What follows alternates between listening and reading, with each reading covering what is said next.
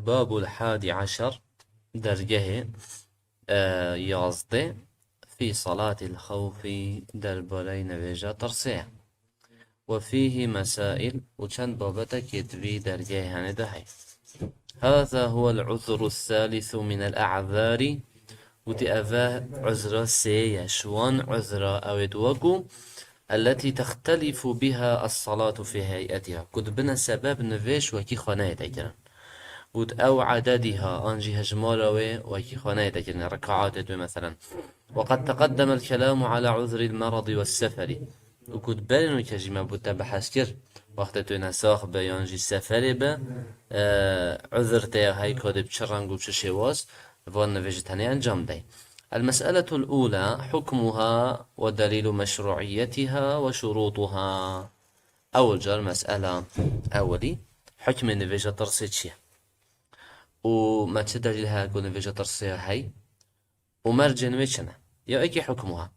صلاة الخوف تشرع في كل قتال مباح قد نفيجة ترسي درست بيتا كرنت همي شرط حلال ده كقتال الكفار وكي شر كافرة والبغاة بغاة أو توكو اش بن أمري ولي أمر در كفته والمحاربين ورصف الشر بسلمانات كان قلت لقوله تعالى إن خفتم أن يفتنكم الذين كفروا يعني قلت هندهن نفيجة ترسيكان كان يي أجر هند ترسيان قويت كافرها فتنا ببن وقيس عليه الباقي وأفد دجي تعطينا قياس كيرن سر أفي يعني مثلا قول شعري كافرة مانا باشا بايد بغاتا أو قياس السري كافرة ممن يجوز قتاله درست نفيجة ترسي بيتا كيرن أتويش ويشاري ده أو درست بيتو شعري وامكي باشا. فتشرع عند الخوف من هجوم العدو قد درست نفيجة ترسي بيتا كيرن وقت مروفي ترس هبيتا جبر هيرشا دجمني أو الهرب من عدو أنجي يترافنش دجمنكي دفير رافا هذا نفيجة ترسي بيتا كيرن إن كان الهرب مباحا أجر رافينا حلال بيتا ما رافين هنت حرام بله رافين يهي جقون هيد كبائرة وجباء التولي يوم الزحف روجا الشهر ميدان الشهر دا تبرافه هذا كبائرة ودي ويدخل طبعا يعني كان يجي وقت يكون بصرمان الشعرات يعني برافنا شبيتا ويدخل في العدو كل عدو آدميا أو سبعا قلتي وقتين بجين دجمنة برافا آن دجمنة ده هجوم كتتا همي دجمنة كابنت بنبه شمروف بيت شدران هاي بيت مما يخاف الإنسان على نفسه منه شو أنت شدكو إنسان ترصد أفدران ده أفدجمنة هنه زرار كي اللي بكتا كالصائل الذي يريد أهله أو ماله مثلا وكي أوي دزي كريم أوي كسي يعني مثلا تيتن قصة أهل تتكدن قصة مال تتكدن بيتن تعدوي بكدن والغريم الظالم وغير ذلك. والغريم الظالم مثلا لدينا شيء كده ظالمة ده تشكل تكد وغير ديوانشي. وتي أدوية دليل مشروعيتها شو دليل ما هكون في ترسيحي وتي الكتاب والسنة والإجماع كتاب قرآن وحديث التغنبرين عليه الصلاة والسلام وإك دنجي أبو صرمانا.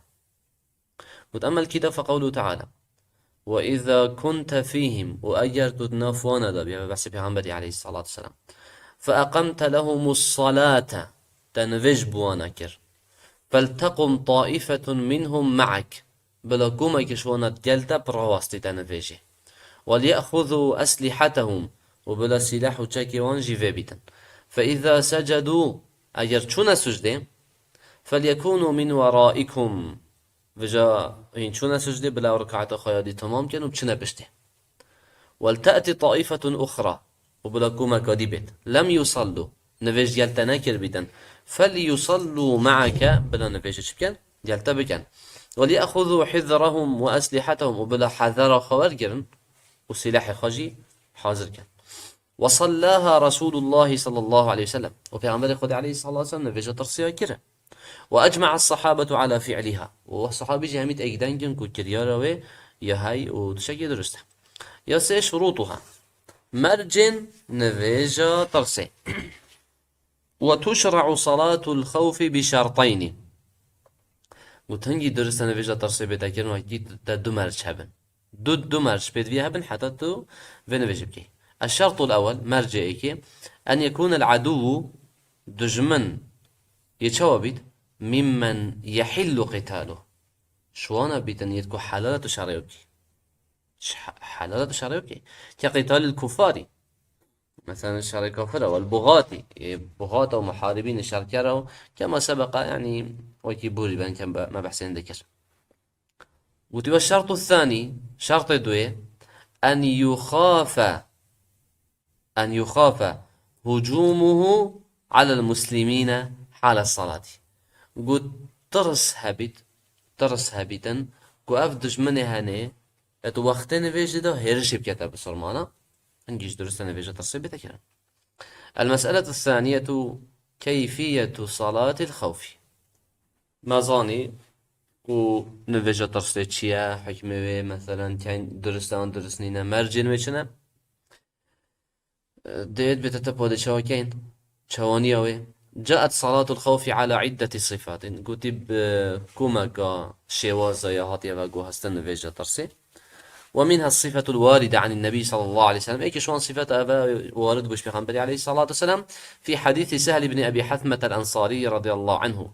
حديث سهل كري أبي حثمة أنصاري دا خدش رازبة وهي أشبه بالصفة المذكورة في القرآن. وهذه أب حديثان شوازك وصل بش نوكي أويت قرآن دهاتي.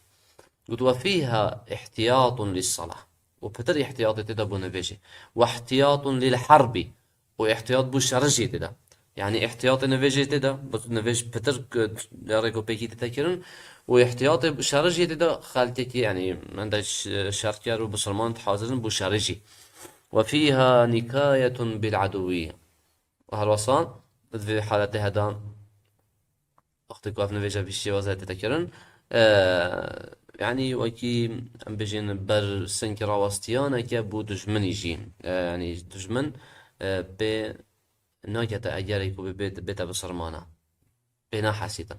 وقد فعل عليه الصلاة والسلام في هذه الصلاة في غزوة ذات الرقاع. پیغمبر عليه الصلاة والسلام أفن في جهنم وكر الشارع ذات الرقاع ده. ذات الرقاع شرعي بو بزحمت بو حتى قلت ذات الرقاع يعني بصرمانا الرقاع وكي ينبجين باطا وقدد باطاي تخسنا بيتخوا عندي شق ببينو وزحمت كيف بيو برين كيف بينه عندي شو بينو وزحمتي ديد بي. قلت صفتها كما رواها سهل. قلت صفته يجي وصى وكي سهلي بقواستي أن طائفة صفت مع النبي صلى الله عليه وسلم. كوما كي اتقال پیغمبری عليه الصلاة والسلام صفا خير دان بيجي. وطائفة وجاه العدو وكومادي برسنجي دجمن الرواستي بين. فصلى بالتي معه ركعة. پیغمبر عليه الصلاة والسلام ركعتك كامل اتقال وان كر افيد رئيس زي بخاد قال پیغمبري جرد عليه الصلاة والسلام ثم ثبت قائما باش رابش بير والرواستي وخاندنا خادرش کرد. اوید دی چه کرد؟ و اتموا لانفسهم رکعت ما یوان تمام کرد. همه هر پیغمبرش بیر و چون رکوع رابینه و چون سجده تحیات خواند صلاة و ملاودان باز اینا جهه يدي ثم انصرفوا يعني شون نویج خلاص کرد. وصفوا وجاه العدو وبرانبر دجمني صف راست کرد. وجاءت الأخرى وهيش پیغمبرش بیر عليه الصلاة والسلام يدخوينتن خاندنا خادرش کرد دا أفدي بهن. وجاءت الأخرى يدي هاتن فصلى بهم الركعة التي بقيت أو ركعة ما يجي ديالوان أجر من صلاته. ثم ثبت جالسا باش پیغمبر عليه الصلاة والسلام هرين اشتيما جاشنا بو پیغمبر عليه الصلاة والسلام يدوية منه ركعة دوية دش كده تحيات خوينتن تحيات خلاص كر وما أفدي تحيات نخوند چونك ركعتان يا ايكي رابي نبه شكر رابي نبه. وأتموا لأنفسهم ركعات دويجي بخوا تمام كر هاتن جاشنا پیغمبر صلى الله عليه وسلم تحيات ده ثم سلم بهم باش صلاة وملا ديالوانا فتا ولي هات كو هر صفة ديال پیغمبر عليه الصلاة والسلام ركعات كر و دژمن جی نهاتا هێلان وەسا والحمد لله رب العالمين.